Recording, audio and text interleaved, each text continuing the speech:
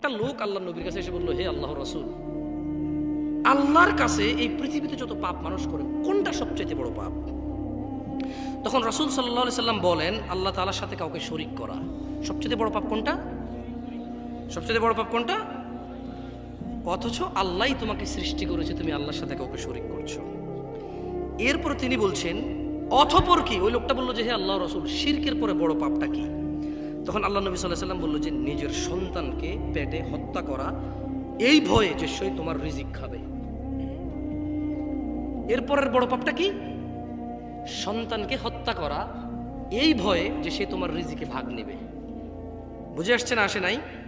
ভবিষ্যতে সে তোমার সঙ্গে খাওয়া দাওয়া করবে, কিভাবে পালবা, কি খাওয়াবা, এইরকম ভয়ে পেটে আসার পর বাচ্চাটাকে হত্যা করা হচ্ছে পৃথিবীর দ্বিতীয় বড় পাপ। মানে আল্লাহর সাথে শরীক করার সঙ্গে ওই লোক জৈনিক ব্যক্তি বলল যে, আল্লাহ রাসূল, আল্লাহর সাথে শরীক করা বড় পাপ।